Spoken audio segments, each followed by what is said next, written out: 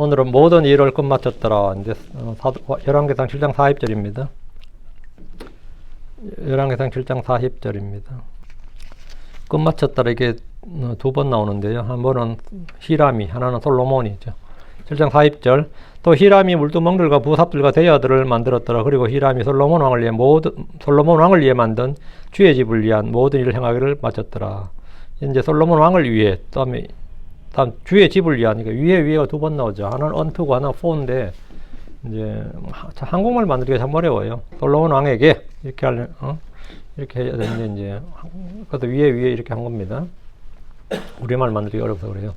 모든 일을 끝마쳤더라. 모든 일 행하기를 끝마쳤더라. 뭐 doing이 있으니까 이제 모든 일 행하기를 끝마쳤더라. 모든 일 행하는 것을 끝마쳤더라. 이렇게 되죠. 모든 일을 끝마쳤더라. 줄여서 그랬습니다. 오늘 우리가 함께 공부할 본문 말씀은 모든 일을 끝마쳤더라 합니다. 솔로몬에게 고용된 히람은 노스로 제작해야 될 성전의 기둥부터 높바닥 물두멍 그릇까지 성전의 성전의 기물들을 모두 다 완성했고 그의 일을 마쳤습니다. 그는 탁월한 기술로 성전 기둥을 세운 일부터 솔로몬이 요구하는 모든 일들을 마쳤습니다. 솔로몬이 기축게 받은 성전 공사를 7년이 넘는 동안 감독했고 필요한 물자와 인력을 충분히 공급함으로써 그가 할 일을 마쳤습니다. 이것은 우리가 이 땅에서 주님이 주신 사역, 주님께서 우리에게 맡기신 사역을 끝마쳐야 된다. 나의 달려갈 길을 마쳐야 된다. 이걸 보여주는 겁니다. 끝마쳤더라 이 말씀은 단순한 시간의 종료가 아니고 목표의 성취, 주님께서 내게 주신 사역의 완성, 목표의 성취를 말합니다. 솔로몬과 히람이 성전 건축이라는 가시적인 사역을 마친 것은 장차 오실 구주 예수로께서 하늘 아버지께서 하나님 아버지께서 자신에게 맡기는 구속 사역을 십자가 위에서 다 마쳤도다. It is finished 하는 거죠. 다 마쳤도다. 끝마쳤도다 라고 선언하실 것을 예표합니다. 하나님의 역사는 시작만큼이나 마침이 중요합니다. 그 마침은 영광과 순종의 절정입니다. 우리의 영적 삶에 있어서도 하나님께서 우리 각자에게 부여하신 소명과 임무를 완수하는 것은 믿음의 궁극적인 목표가 되어야 됩니다. 솔로몬 왕은 왕으로서, 히람은 기술자로서 각자 위치에서 맡은 바를 다 했습니다. 솔로몬은 자원을 공급하는 청직이었고 히람은 은사를 동원하는 청직이었습니다. 솔로몬은 뭐 해야 되냐? 인력을 관리하고 물자를 대주고 총감독을 해야죠. 지원자죠, 지원자. 그러면서 또 사람들 임명하고 인력을 이거 다 하는 거는 뭐냐? 경영자. 솔로몬은 그 일을 다 마친 거고요. 히람은 기술자로서 자신의 기술을 동원해서 사역을 마친 거죠. 이런 교회의 사역이 한 사람의 능력만으로 완성된 것이 아님을 보여줍니다. 교회 공동체의 모든 지체는 자신의 재능과 재물과 시간과 지위를 그리스도의 몸을 위해 충성되이 신실하게 투입해서 그 일을 끝마쳐야 되는 영적 책임이 있습니다. 하나님께서 우리가 가진 것에 많고 적음을 따지시기보다는 그 맡겨진 것에 대한 신실하심 그리고 순전한 마음을 보십니다. 성전 건축이 7년 만에 끝났듯이 이 땅에서 우리의 사역과 삶의 기간에는 제한이 있습니다. 히람과 솔로몬이 마침내 그들의 도구를 내려놓고 건축을 마쳤듯이 성도는 늘 종말론적 긴장감 속에서 오늘 이 마지막 기회인 것처럼 주께서 주신 사명을 감당해야 됩니다. 에베소 5장 16절에 시간을 구속할지니 왜냐하면 날들이 약하기 때문이라. 시간을 구속할지니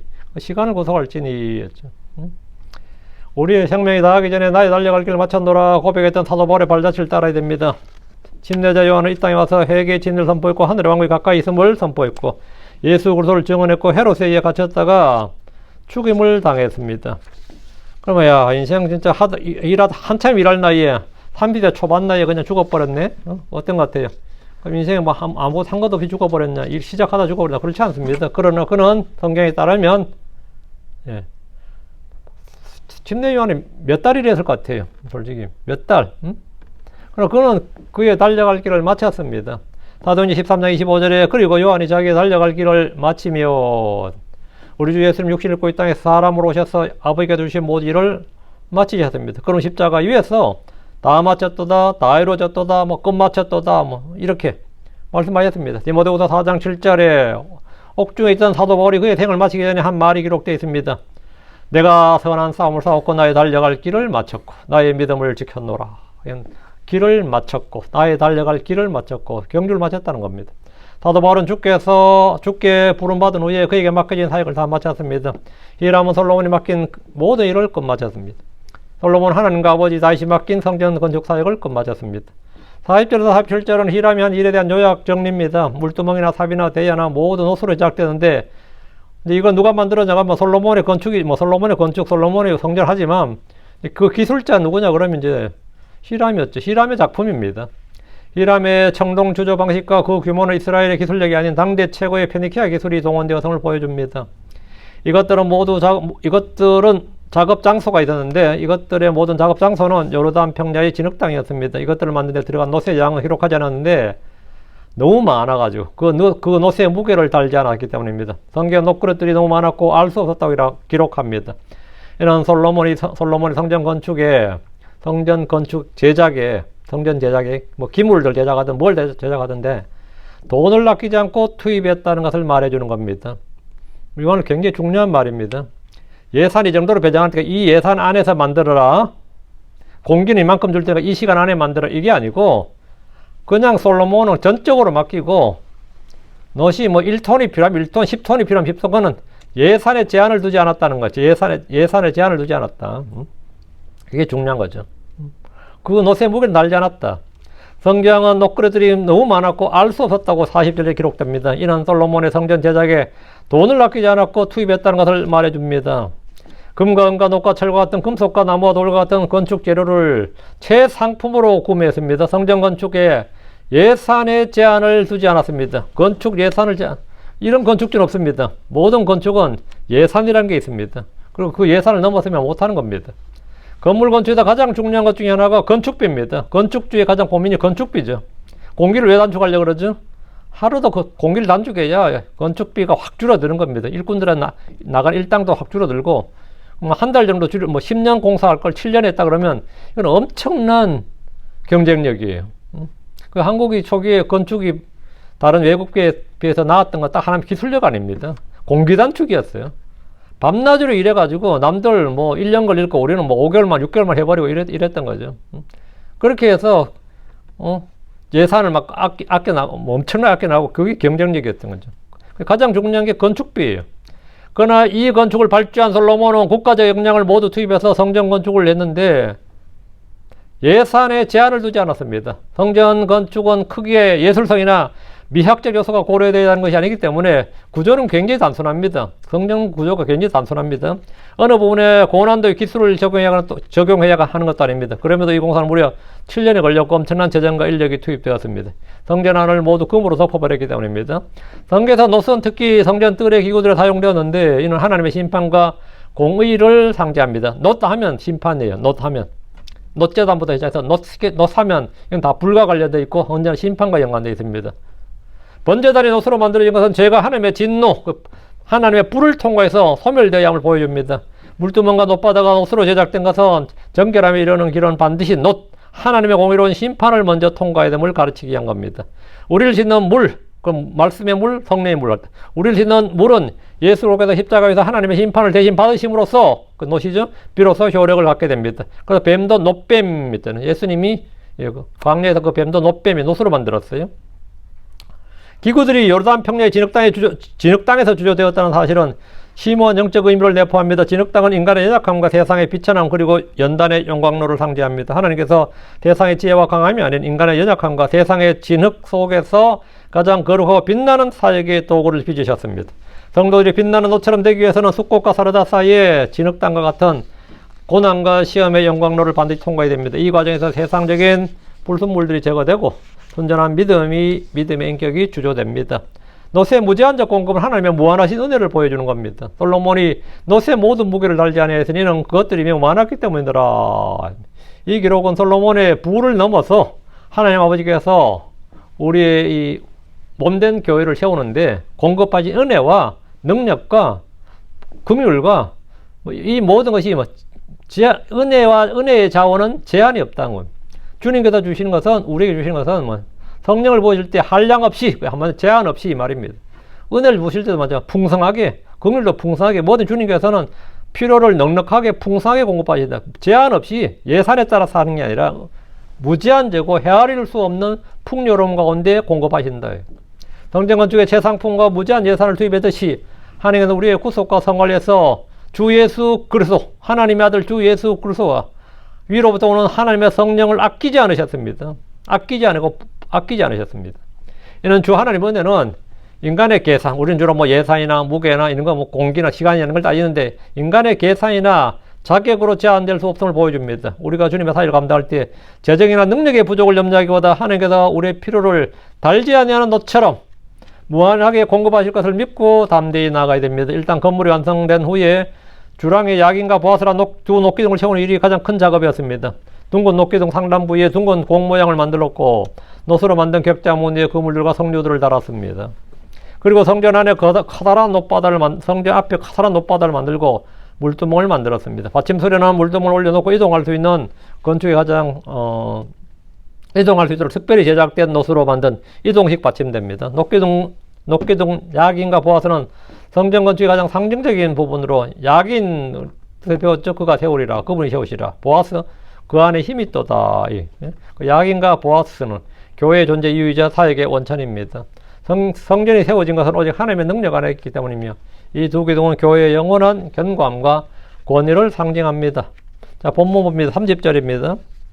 그리고 각 받침대에는 놋바퀴 넷과 놋판들이 있었고 그 네 모퉁이에는 받침대들이 있었더라. 물두멍 아래에는 주조된 받침대들이 있었는데 각각의 부가물 옆에 있었더라.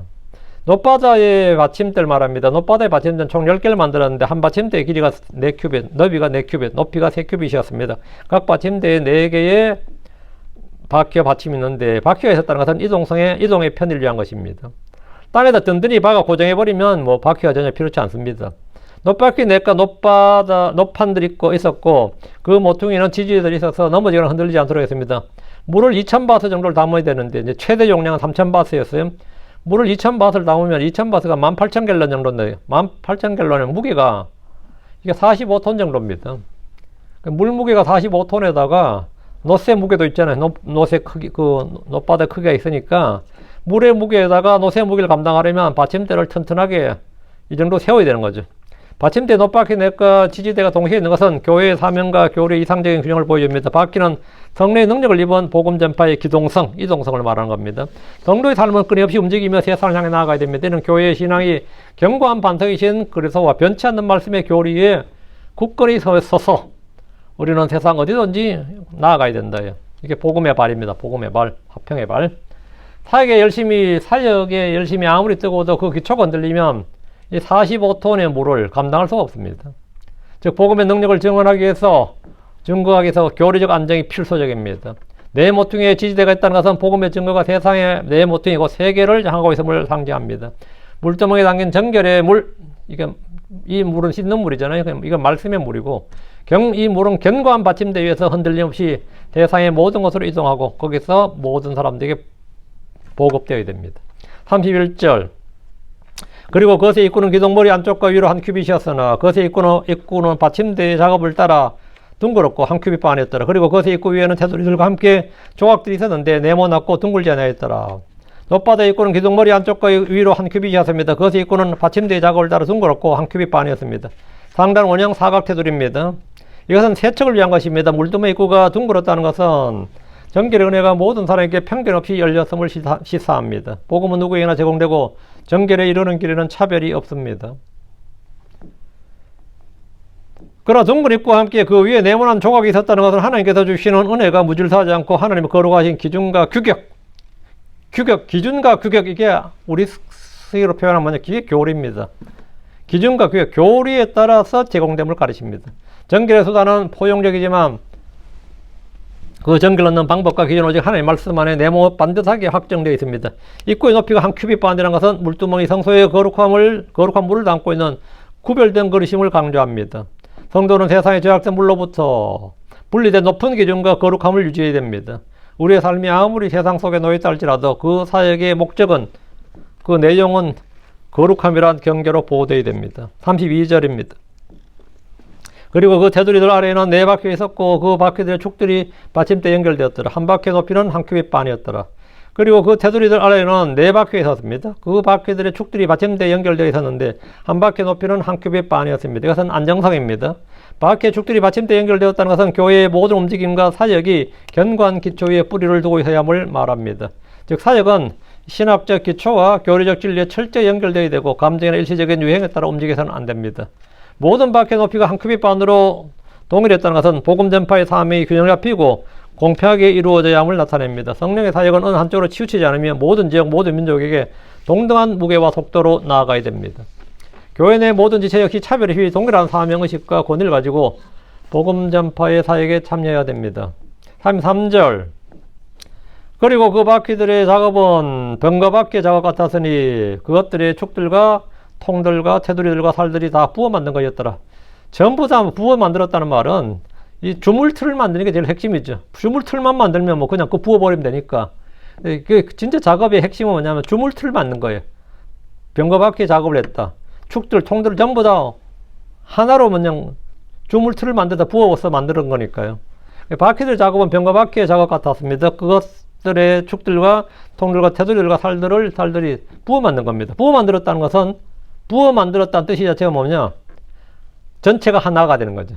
부어 만들었다는 것은 뭐 조립으로 연결되는 게 아니라 뭐 땜질하거나 연결이 아니라 부어 만들었다는 것은 전체가 유기체로 하나라는 거예요. 전체 하나란 거예요. 그게 하나 의미고 부어 만들었다는 것은 놋을 부었다. 그 말은 다 녹였다는 말입니다. 불에 다 녹여졌다. 불에 녹여서 만들었다. 병거 바퀴는 단순한 수레바퀴가 아니라 전쟁에서 빠르게 움직이게 되는 정교하고 견고한 기술을 요구하는 물건입니다. 그러니까 뭐 중간에 이음새를 이었다 이러면 부러질 수 있죠. 달리면. 그런데 이게 이렇게 부어서 만들어 버리면 그런 건 없는 거죠. 전체가. 이는 하나님의 사역이 대충의 열심이 아니라 최고의 탁월함과 준비 그리고 헌신으로 이루어져야 함을 가르칩니다. 하나님께서 우리에게 최고의 자원, 최상급 재료를 공급하셨으므로 우리는 최고의 노력과 정성으로 응답해야 됩니다. 바퀴의 모든 구성 요소가 부어 만들었다는 것은 뜨거운 불에 녹여서 불순물을 제거하는 연단의 과정이 사역에 필수적이고 이것이 온전함이다 이 말입니다. 축이란 것은 뭐냐? 불같은 실현을 통해 정같이 단련되어야 합니다. 통이라는 것은 사역의 중심이 대상 욕심으로 더럽히지 않도록 정제되어야 된다. 성도 인격과 사역은 성령의 불로 녹아지고 다시 빚어짐으로 강하게 되고 순수한 도구가 될 수 있습니다. 우리의 모든 불같은 실현과 단련을 통해서 성숙하고 성장한 겁니다. 믿음도 불같이 단련된 믿음이어야 됩니다. 믿음도. 34절입니다. 그리고 한 받침대에 네 모퉁이에서 4개의 받침대가 있었으니 그 받침대들은 바로 그 받침대 자체의 일부였더라. 한 받침대에 네 모퉁이에 4개의 받침대가 있었습니다. 그 받침대들은 바로 그 받침대 자체의 일부였습니다. 네 모퉁이의 작은 받침대들이 외부에서 부착된 것이 아니라 바로 그 받침대 자체의 일부였다는 것은 매우 중요한 교훈을 줍니다. 참된 영적 경과는 외부의 도움이나 외적인 자랑에 의존한 것이 아니라 내적인 강건함, 즉 말씀과 성령으로 다져진 인격 자체에서 비롯되어야 됩니다. 교회의 성도는 외부의 세계의 지지 없이도 스스로 영적 기초 위에서 굳건히 서야 됩니다. 지지대가 전체 구조의 일부라는 것은 사역의 모든 요소들이 하나의 목적으로 완벽하게 통합되어야 됨을 말합니다. 우리의 신앙, 생활, 사역, 재물, 시간, 이거 다 분리된 것이 아니라 모두 하나의 영광이라는 거대한 받침대라는 건 지지대죠. 거대한 받침대 일부로서 유기적으로 연결되어야 됩니다. 35절입니다. 그리고 받침대 꼭대기는 반 큐빗 높이의 둥근 둘레가 있었으니 그리고 받침대 꼭대기에 있는 가로대들과 그 테두리들은 같은 것으로 만들어졌느니라. 그리고 받침대 꼭대기는 반 큐빗 높이의 둥근 둘레가 있었다 하는데 받침대 꼭대기는 가로대들과 그 테두리들 같은 것으로 만들어졌습니다. 받침대 꼭대기에 반 큐빗 높이의 둥근 둘레는 물두멍을 올려놓아서 거룩한 물을 보호하는 경계 역할을 하는 겁니다. 이는 성도들에게 거룩함의 경계를 명확히 할 것을 교훈합니다. 우리는 세상과 완전히 분리될 수는 없지만 우리의 마음과 생각에 담긴 성령의 물, 하나님의 말씀은 세상의 오염으로부터 철저히 보호되어야 됩니다. 우리가 성경이 킹잼 성경 하는 것도 마찬가지입니다. 하나님의 말씀이 이 세상의 철학이나 세상의 지식이나 세상의 과학 이것이 성경 소리를 갖고 들어오면 안 됩니다. 이게 이런저런 이유로 자꾸 이게 오늘날 뭐 젊은 세대를 위한 뭐 성경 이런 것도 있잖아요. 젊은 세대를 위한 성경 뭐 이런 것도 있는데 그렇게 해서 자꾸 이 세상의 오염으로부터 보호가 돼야 되고 분리돼야 되는데 오줌 자꾸 섞으려고 하는 경향이 있죠. 보면 그 경계는 높이 반 큐빗처럼 보잘것없이 보일 수 있지만 그 작은 구별이 거룩함의 전체를 지탱합니다. 가로대와 테두리가 같은 것으로 만들어졌느니라. 이 말은 사역의 목적과 수단이 일치해야 된다. 같은 것으로 만들어졌다. 우리는 모든 것이 같은 것으로 만들어진 거죠. 뭘 해도 전부 다 하나님의 말씀이라는 거 같은 것으로 만들어야 됩니다. 같은 것으로 나와야 됩니다. 즉 하나님께 나아가는 길이나 그 길을 지탱하는 기준이나 가로대나 테두리나 모두 하나님의 말씀이란 동일한 재료로 구성되어야 되고 세상적인 방법이나 이중적인 잣대가 개입되어서는 안 됩니다. 무엇든지 다 같은 것으로 만들어져느니라. 한 믿음, 한 성령, 한 말씀, 한 주, 전부 다 하나지. 같은 것으로죠. 같은 것으로. 36절입니다. 이는 거세 가로대들의 판들과 거세 테두리들 위에 그가 그룹들과 사자들과 종려나무들을 각각의 비율대로 새겼으며 사바에는 부가물들이 있었더라.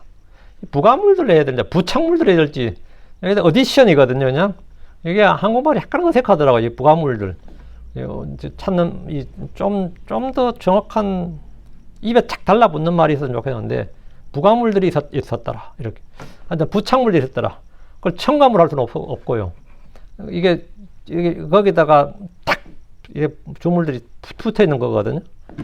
이것은 그것의 가로대들의 판들과 그것의 테두리들 위에 그가 그룹들과 사자들과 종려나무를 각각 비유대로 새겼습니다.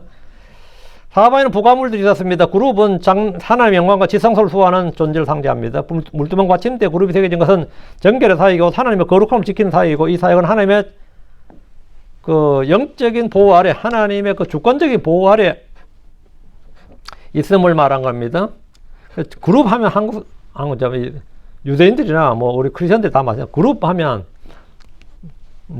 하나님과 사람 사이를 막는 존재예요. 그룹은 이 연합하는 그게 아니라 그룹이란 첫 단어 자체가 에덴의 동산으로 하는 그 생명나무로 가는 걸 막는 거 있잖아요. 그 그룹 역할이 그 역할이었단 말이죠. 그래서 곳곳에 그룹들을 새기겠습니다. 성경 곳곳에 그룹들을 새기한 건데 그룹들 자체는 뭐냐? 그룹은 지상에 있는 동물이나 생물이 아니다 말이죠. 그룹이란 것을 딱 볼 때마다 뭐냐면 하나님의 신격, 하나님의 거룩함을 지키는 무엇, 그 존재 이런 걸 딱 인식하게 된 겁니다. 그룹은 바로 그런 거고 그 성도는 사역에 임할 때 하나님의 관계가 손상되지 않도록 늘 그룹의 눈앞에서 거룩함을 지켜야 됩니다. 두려움을 가지라 이 말입니다. 사자는 잘 아는 유다지파에 나오신 예수 그리스도의 왕권과 권능 그리고 통치를 상징하는 겁니다.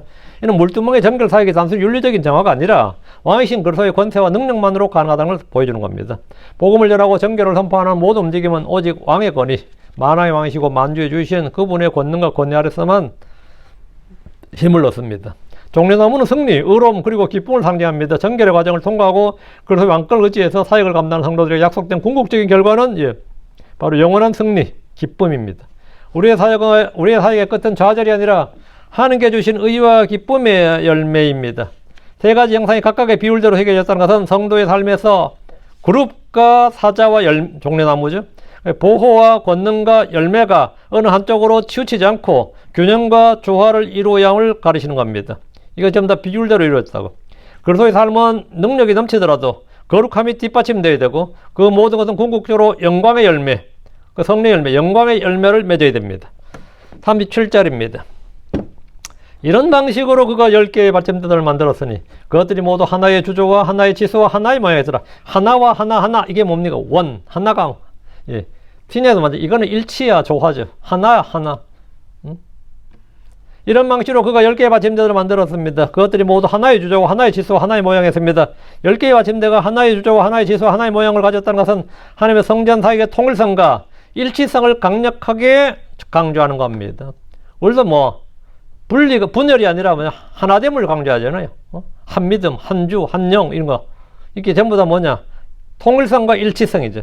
하나님 혼란이 하나님이 아니시고 교회는 하나님의 말씀이라 유일한 표준에 따라서 조직되고 움직여야 됩니다. 다양한 은사와 역할을 가진 성도들이라도 그리스도라는 한 주조, 한 복음, 한 믿음, 한 성령이라는 한 치수가 같아야 돼요. 어떻게 여기서는 말하는 게 앵무새처럼 다 똑같냐? 똑같은 게 정상입니다. 같은 교리가 튀어나와야 됩니다. 하나의 영광이라는 한 모양을 향해서 한 길로 나아가야 되는 겁니다. 38절입니다. 그 뒤에 그가 놋 물두멍 10개를 만들었으니 한 물두멍에 40밭을 담았고 각 물두멍은 4큐빗이었더라. 그리고 10개의 받침대에 각각 한 물두멍이 있었더라. 그 뒤에 히람이 놋으로 물두멍 10개를 만들었습니다. 이거 놋바다하고는 다르죠. 크게 완전히 다르죠. 놋바다를 완성한 후에 물두멍 10개를 만들었는데 물두멍은 제단과 성소 사이에 두었습니다.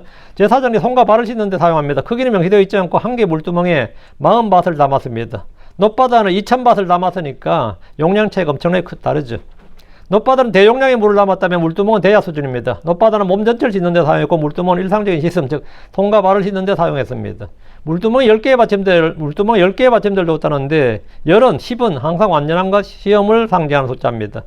10개의 물두멍은 정결케 하는 수단이 충분하고 완전하게 갖추었음을 보여줍니다. 물두멍은 성화의 은혜를 상징합니다. 거룩함, 성화로 나가는 겁니다.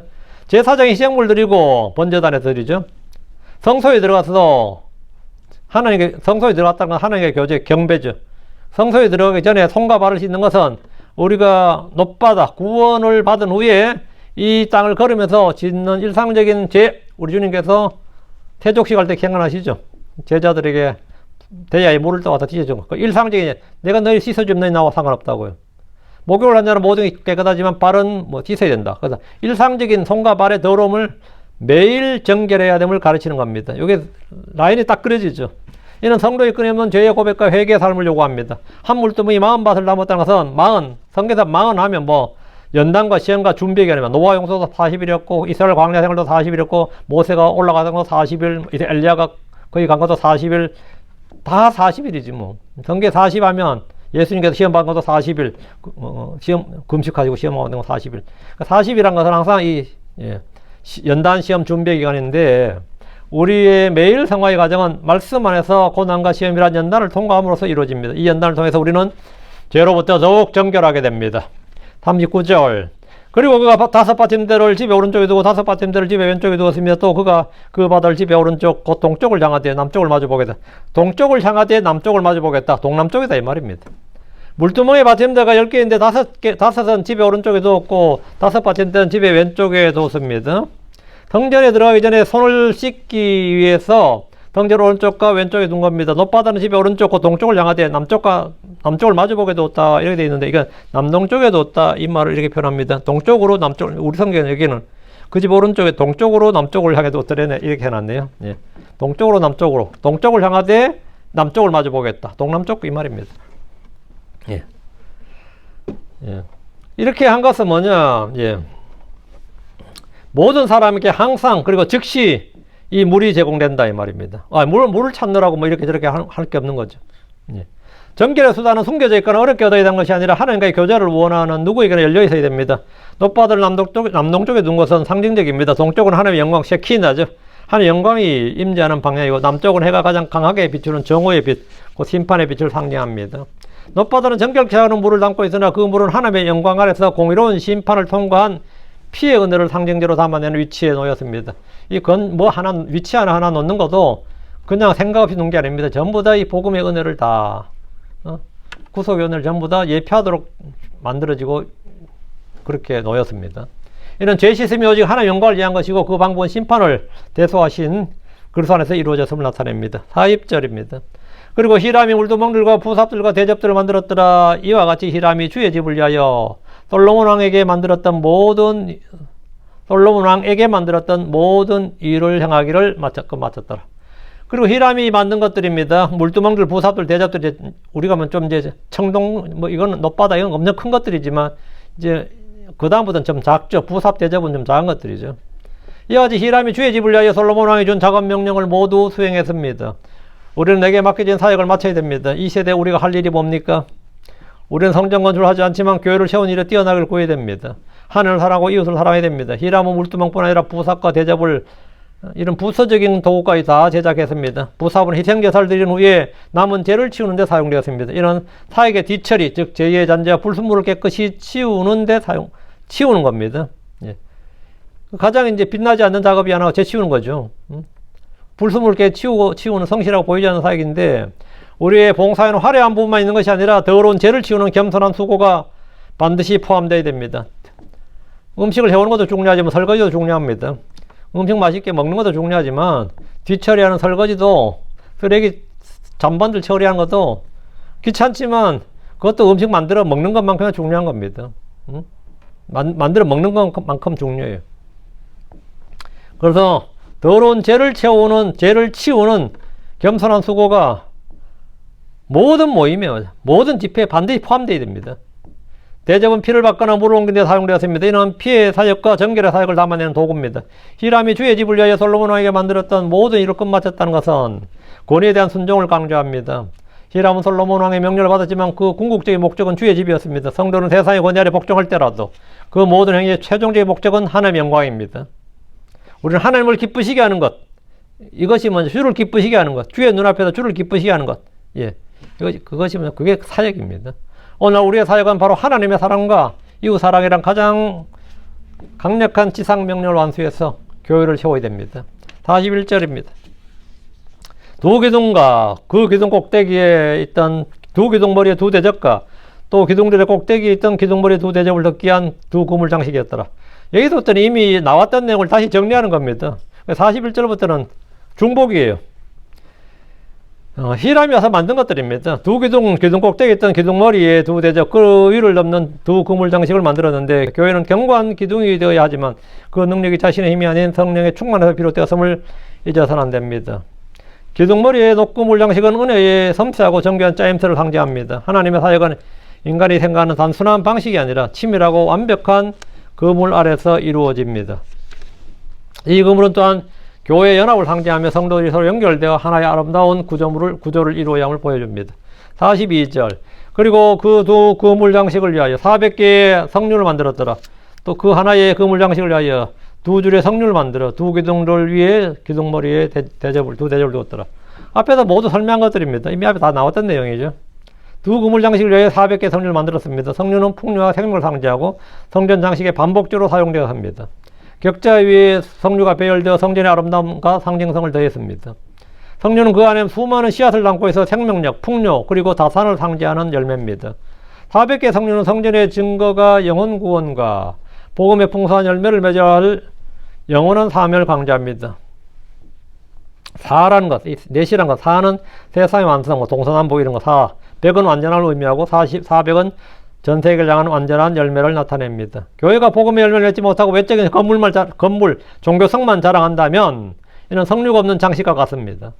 성류가 대접과 그물 위에 배열된 것은 성령의 능력과 은혜의 사역의 결과가 곧 풍성한 영적 열매로 드러나야 함을 보여주는 겁니다. 즉 그리스도인의 모든 사역은 반드시 영광과 생명의 열매를 맺어서 하나님을 기쁘시게 해야 됩니다. 43절입니다. 그리고 10개의 받침대들 위에 있는 10개의 물두멍들이었더라. 10개의 받침대들 위에 있는 10개의 물두멍을 만들었다 했는데, 이것은 제사장들이 손발을 씻을 때 필요한 겁니다. 제사장들이 정결의식을 행할 때 사용되는 물인데, 제사장들이 거룩한 섬김, 봉사를 수행하기 위해서는 반드시 물두멍의 정결의식을 거쳐야 했습니다. 이는 모든 성도, 우리가 왕가의 제사장이죠. 왕같은 제사장, 왕가의 제사장이라는데, 모든 성도가 하나님께 나아갈 때 순결한 상태의 함을 가르칩니다. 우리가 아무리 뛰어난 은사를 가졌다 할지라도 죄를 지은 상태로 봉사한다면 하나님께 연락되지 않습니다.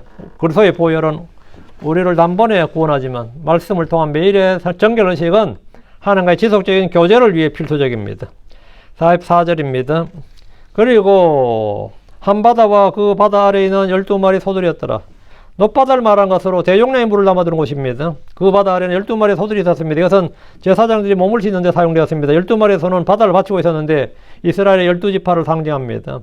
높바다는 구원의 완전성, 그리고 그리스도 안에서 단번에 이루어진 씻음과 침례를 상징합니다.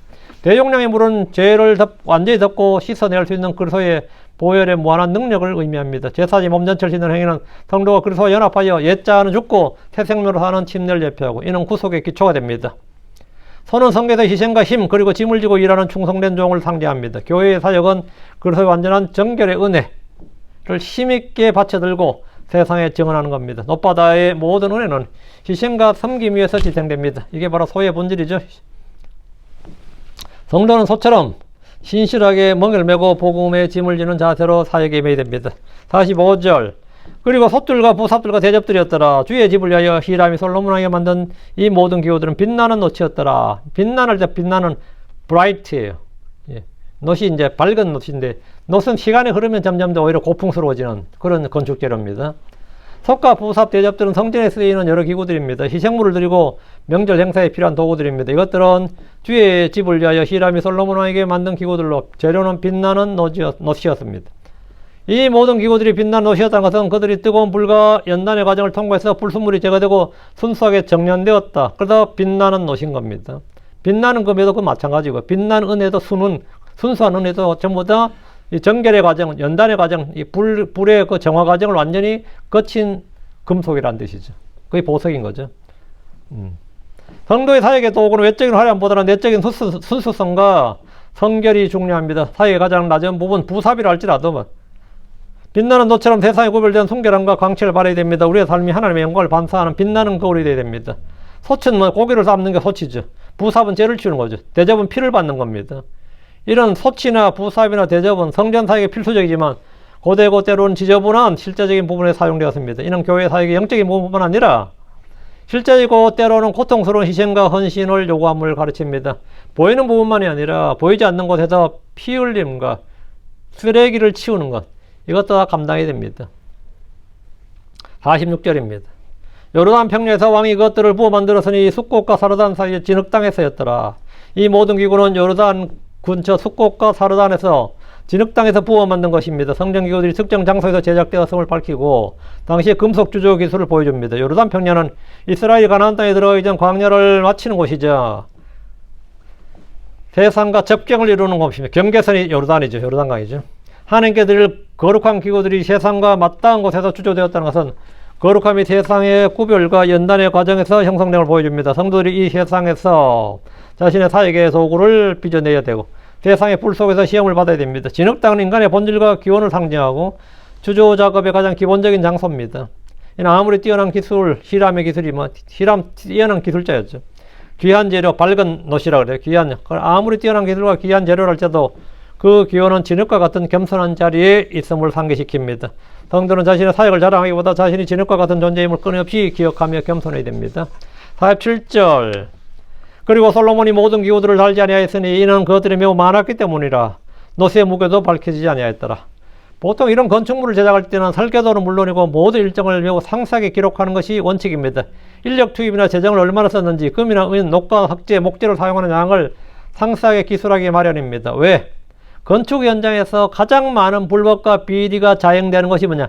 건축 자재를 빼돌리는 겁니다. 그럼 뭐하냐? 철근 빼돌리는 거, 지금 우리나라도 뭐 제일 큰 문제가 뭐냐? 순살 아파트란 말 들어보셨죠? 순살 아파트라는 게 뭐냐? 철근을 설계도에 보면 10개를 집어넣으라 그러는데 5개만 집어넣고 5개 빼돌리는 거예요. 다 10개 집어넣으라 그러는데 3개만 집어넣는 거예요. 어차피 뭐 20년, 30년 또 재건축할 건데 뭐. 이게 뭐 200년, 300년 지내야 될 아파트도 아니고 이러면서 그냥 막 빼내는 거죠. 그리고 목재도 이거 쓰라 그러는데 더 싸구려 써버리는 거죠. 파이프나 뭐 전선 다 마찬가지입니다. 그러면 건축에서만큼 비자금 빼돌리기 쉬운 곳이 없어요. 가장 서류상으로 이렇게 하기 때문에. 그래서 감리가 필요하죠. 철저한 감독이 필요하다고요. 그래서 건축 현장에서는 항상 이 불법과 비리가 자행되기 때문에 건축 자재를 빼돌리는 그게 너무 많아요. 금이나 은이나 녹슨 가격이 많이 나가기 때문에 공사 중에 착복하기 매우 쉽고 비자금을 조성하기도 쉽습니다. 기록을 해두지 않으면 중간에 누가 얼마나 해먹은지 알 수가 없습니다. 기록도 아주 상세하게 해야 됩니다. 그러나 솔로몬이 이 모든 기구들의 무게를 달지 않았다는 것은 필요에 따라 무제한 공급을 해주었다는 말입니다. 예산에 맞추고 공사를 하는 것이 아니라 예산 신경 쓰지 않고 최상급으로 만들 수 있도록 해줬습니다. 노세 무게가 밝혀지지 않은 것은 묻지도 따지지 않고 히람에게 정권을 주고 필요를 공급해줬다 이 말입니다. 이 구절은 당시 이스라엘의 부와 영광을 강조하는 부분입니다. 금속의 양이 너무 많아 기록할 수 없을 정도였습니다. 무게를 달지 않았다는 말씀은 솔로몬의 부를 넘어서 하나님의 공급은 인간의 측정이나 계산을 초월한다는 영적 진리를 지금 내포해주는 말입니다. 하나님께서는 그분의 교회를 세운 일에서 무제한의 공급을 아낌없이 베푸십니다. 우리가 받은 구원과 은혜는 무게로 달 수 없을 만큼 크고 많습니다. 솔로몬이 히람에게 정권을 주고 재정을 공급하듯이 하나님께서 우리에게 맡긴 사역을 하라고 하실 때 필요한 모든 것을 신뢰로 공급하십니다. 우리는 재정이나 능력의 부족을 염려하기보다 무게를 달 수 없는 하나님의 풍성하심을 믿고 담대하게 구하고 일해야 됩니다. 48절입니다. 그리고 솔로몬이 주의 집에 속한 모든 기구들을 만들었으니 곧 금으로 된 제단과 보여주는 빵을 놓는 금으로 된 상이었더라. 이야. 그리고 솔로몬이 주의 집에 속한 모든 기구들을 만들었다고 하는데 솔로몬이 건축 기술자나 일꾼은 아니었지만 그는 성전 건축의 총감독이고 책임자였습니다. 솔로몬이 주의 집에 속한 모든 기구들을 만들었는데 금으로 된 제단과 보여주는 빵을 놓는 금으로 된 상입니다. 성전 안은 온통 금이었는데 제단도 금이고 빵을 놓는 상도 금이었습니다. 노스로 만든 것들은 기술자 히람 이름이 나오는데 금으로 만든 것들도 히람이 만들어진 언급이 없고 그냥 솔로몬이 했다 이렇게 지금 돼 있어요. 성전 뜰의 녹기구들이 심판과 정결을 상징한다면 성소와 지성소의 금기구들은 하나님의 거룩하신 본질과 영광 그리고 영원한 불변성을 상징합니다.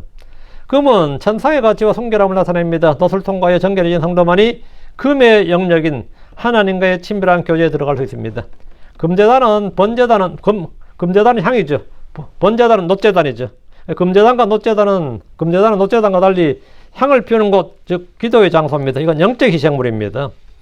금제단이 성소 안에 있었다는 것은 하나님과의 교제가 가장 거룩하고 순수한 행위임을 보여줍니다. 성도의 기도는 하나님의 영광을 목적으로 해야 되고 그리스도의 중보를 힘입어 순금처럼 깨끗하고 거룩하고 가치가 있고 향기롭게 하나님께 상달되어야 됩니다. 보여주는 빵을 놓는 금은 금 테이블, 골든 테이블이에요.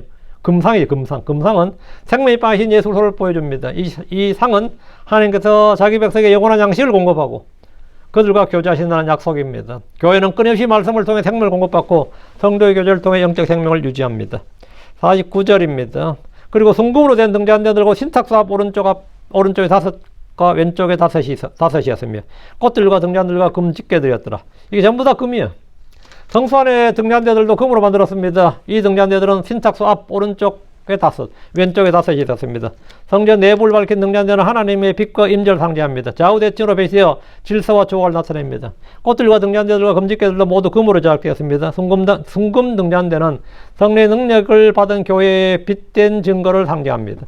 성소 안에는 창문이 없어 오직 등잔대의 빛으로만 밝혀지는데 이는 교회가 이 세상의 어둠 속에서 오직 성령의 빛, 말씀과 진리죠. 성령의 빛으로만 진리를 비출 수 있음을 보여줍니다. 10개의 등잔대는 완전한 질서와 충만한 증거를 의미합니다. 금집게들은 촛대의 심지에 쌓인 거름을 제거하며 빛이 잘 타도록 돕는 도구입니다. 이는 성도의 삶에서 끊임없이 자기 검열과 회개, 자기 검열은 자기 성찰이 나옵니다. 자기를 스스로 살펴보는 자기 성찰과 회개 그리고 훈육이 필수적임을 가르칩니다. 타에게 빛이 약해지지 않도록 게으름이나 죄나 세상적 욕심과 같은 영적 거름을 말씀의 금집게로 부지런히 제거해야 됩니다. 50절입니다. 그리고 순금으로 된 대접들과 심지집게들과 대야들과 숟가락들과 향로들과 또 금으로 된 돌적이들이 있었으니 곧 안쪽 집 지성소의 문들과 집들의 문들 곧 성도들을 위한 것이더라. 예. 잠깐만 50절을 다시 제가 한번 예 맞아요. 지성소 문들과 집의 문들 곧 성전의 문들을 위한 것이더라. 대접과 심지집게, 대야, 숟가락, 향로, 돌적이들이 모두 성공으로 만들어졌습니다. 안쪽 집이란 말은 지성소인데 지성소의 문들과 집의 문들, 그 성전의 문들을 위한 겁니다. 향로, 대접, 심지어 돌적이까지도 힌지죠. 돌적이란 건 힌지까지 성금이었다는 것은 하나님의 성전에서는 아무리 작고 눈에 띄지 않는 부분이라도 최고의 가치와 거룩함을 지녀야 함을 강조합니다. 돌적인 성전문이 열리고 닫히는데 없어서는 안 될 가장 보이지 않는 그렇지만 중요한 부분입니다. 그거 없으면 문이 열리고 닫히지 못하는 거죠. 이는 성도의 숨겨진 삶과 내면의 동기 그리고 아무도 보지 않는 곳에서의 순종이 하나님 앞에서는 가장 귀한 순금의 가치를 지님을 가르칩니다. 순금 돌적이는 지성소의 문에 사용되었습니다. 지성소는 하나님의 임재가 있는 가장 거룩한 장소였습니다. 이 문은 예수 그리스도의 육체를 상징하며 그분께서 십자가에서 희생하심으로써 가려졌던 지성소의 문을 영원히 여셨습니다. 우리가 성소에 들어가는 모든 길과 수단은 오직 순금과 같은 그리스도의 영광을 통해서만 가능하다는 것을 이 돌적이가 상기시켜 주는 겁니다. 51절 이와 같이 주의 집을 위하여 솔로몬 왕이 만든 모든 작업이 끝났더라. 그리고 솔로몬이 그의 아버지 다윗이 바친 것들 곧 은과 금과 기구들을 가져와서 주의 집의 보고들 가운데 두었더라. 이건 뭐예요? 다윗이 바친 것들 이건 뭐죠? 헌물을 바쳤잖아요. 헌물을 그 예산이 다 쓰고 이제 뭐 텅텅 비었다가 아니라 금과 은과 기구들이 헌물들이 그대로 있었다 이 말입니다. 이걸 가지고 주의 집의 보고들 가운데 두었더라. 그 성전은 뭐지? 금과 은과 이 백성들이 바친 다윗이 바친 것뿐만 아니라 백성들이 바친 헌물들까지도 이스라엘의 중앙은행 같은 역할을 하게 되는 거죠. 여기서. 예, 얘가 은과 금 기구들 가장 많아요. 은과 금과 기구들을 가져다 주의 집의 보고에 두었더라 이래 돼 있죠. 그래서 모든 작업 모두 이룰 것 마쳤습니다. 자, 드디어 성전 건축이 완성되었습니다. 이와 같이 솔로몬 왕이 시작한 성전 건축의 모든 작업이 끝났습니다. 성전 건축이 끝난 후에 그 안에 내용물을 채웠는데 솔로몬은 그의 아버지 다윗이 바친 것들 즉 은과 금과 기구들을 가져와서 주의 보고들 가운데 뒀습니다. 성전이 텅 빈 허공의 공간이 아니라 여기는 보물 들이고 있는 주의 집일 뿐만 아니라 보물 창고도 된 거죠. 성전이 이렇게 함으로써 성전 자체가 보물 창고가 되어버렸죠. 예. 솔로몬이 성전 건축을 마친 후에 가장 먼저 한 일은 그의 아버지 다윗이 바친 것들을 성전 보물 창고에 들여놓은 겁니다. 이는 하나님의 사역은 세대를 넘어 계속되는 영적 유산임을 강조하는 겁니다. 다윗은 성전 건축을 시작하지 못했지만 그가 피와 땀 그리고 헌신으로 준비한 제물은 솔로몬의 시대에 비로소 하나님의 영광을 위해 사용되었고 그것은 고스란히 솔로몬이 다 먹었더라. 이게 아니고 그대로 주의 집으로 다 들어갔더라. 이건 주를 위해서 준비한 모든 것들은 사람들에게 가는 게 아니라 다 주님께로 간다 이 말입니다. 그가 다윗은 그렇게 죽었지만 다윗이 마련했던 그 헌물들은 다 주께로 갔다 이 말. 주께로 갔다. 주께로 갔다고. 주의 집에 보고들 가운데 두었더라. 여러분 이 땅에 사는 모든 수고는 이 땅에서 없어지는 것이 아니라 모두 하늘의 보고에 쌓입니다. 전부 다 하늘의 보고에 다 쌓입니다.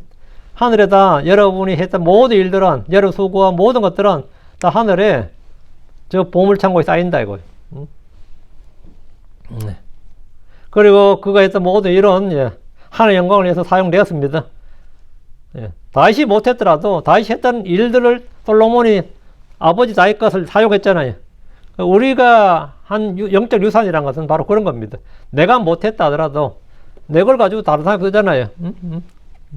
저도 내가 큰 교회를 하지는 않습니다만 그 원고라도 남겨놓으니까 훔쳐 가져가는 놈, 빌려 가져간다는 사람, 어떻게 가져가든 간에 써먹잖아요. 지가 한 것처럼 훔치는 놈들도 많거든요. 훔치는 놈들도 많지만 어쨌든 그것도 유산이야. 그것도 유산이야. 그러니까 헛된 것은 아니죠. 우리도 다음 세대를 위한 헌신과 기도 유산을 준비해야 됩니다. 바쳐진 은과 금 기구들을 주의 집 보고들 가운데 두었다는 것은 하나님께 드려진 모든 헌신과 사역은 영원히 안전하게 보존된다. 이게 마태복음 6장 20절이죠. 그것은 썩지도 않고 도둑도 침투하지 못하고 그런단 말이죠. 좀 더 녹도 쓸지 않는 저 하늘에 쌓아두는 그게 마태복음 6장 20절이에요. 이 세상 우리가 주님을 위해 드리는 모든 수고는 헛되지 않으며 영원한 가치를 지닌 채 하늘의 보고에 쌓여 있습니다. 이 구절은 끝마쳤더라. 모든 작업이 끝났더라. 모든 일이 끝마쳤더라. 이건 끝마쳤더라. 솔로몬의 사역이 다윗의 헌신과 결합해서 완벽한 봉헌으로 마감되었음을 선포합니다. 이로써 성전 건축은 이걸 마치겠습니다. 지금 성전 건축은 힘들었어요. 실제 51절까지밖에 안 되는데 이거는 그냥 설교가 잘 안 나오기 때문에 할 수 없이 영적으로 적용하는 식으로 이렇게 영적 해석이 소위 말하는 영적 해석과 적용으로 했습니다.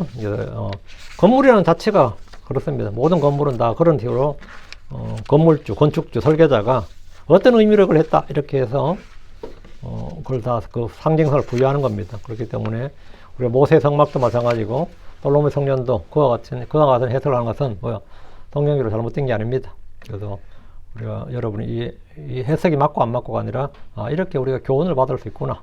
저도 그런 식으로 교훈을 받았습니다. 그래서 이게 한 절 한 절에 의미가 상당히 있구나. 상당히 의미가 있구나. 이렇게 알 수 있는 거죠. 기도합시다. 이제 요르간 주하나님 감사합니다. 하나님께서 주신 말씀을 선포했습니다. 선포된 모든 말씀들이 듣는 성도들 가운데 잘 전달되게 하시고 또 혼들이 잘 마음에 받아서 또 은혜를 받게 하여 주셔서 또 뭐냐 이거 성경 읽을 때도 좀 쉽게 또 잘 읽을 수 있도록 해주시옵소서. 또 깨닫는 마음을 주실 간구하며 또 밝은 눈을 주셔서 이 주의 부 앞에서 나온 놀라운 것들을 볼 수 있게 해주시옵소서. 그리고 제가 믿는 마음으로 말씀을 읽고 들을 때 그 말씀이 또 성도들 마음 속에서 효과적으로 권내있게 일하는 것을 또 열매 맺는 것들을 체험하게 해주실 간구합니다. 전능자 주 하나님, 저희는 아무것도 아닙니다. 주님께서는 성막을 건축할 때는 성전을 건축할 때 참 상세하게 세세하게 이렇게 만드신 것을 저희가 볼 수 있고 모든 것에 의미가 있음을 봅니다. 마찬가지로 주님께서 저희들을 영적 집으로 지금 건축해 나가고 계시며 저희를 세밀한 하나하나까지 이렇게 잘 이렇게 쌓아 나가고 지어 나가고 계심을 저희 확신합니다. 아버지 하나님께서 이미 저희 안에 선한 일을 시작하셨기 때문에 이제 그 예수 그리스도 날까지 그 일을 마칠 줄을 믿습니다. 아버지 하나님, 저희도 저희가 달려갈 길을 마치고 표대를 향해 지금 달려가고 있지만 저희가 이 침례 제왕이나 사도 바울이나 우리 주님께서 고백하셨던 것처럼 저희도 마지막 날에 저 이 땅의 육신의 날들 마칠 때 내가 나의 달려갈 길 마쳤노라 이렇게 믿음의 선한 고백을 할 수 있도록 해주시길 간구합니다.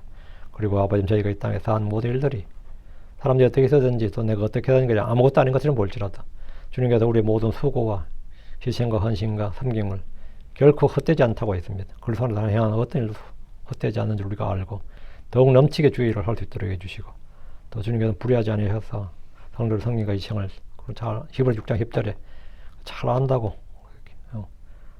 말씀하셨는데 아버지 하나님 저희가 정말 한 모든 일들이 저 하늘의 보고에 쌓여지게 해주시고 또 그날에 저희가 그리스도 심판서가 섰을 때 은과 금과 보석으로 그렇게 다 남게 하여 주시길 간구하며 믿음의 좋은 평판을 받도록 해주십시오. 감사드립니다. 주의 성기도합니다. 아멘.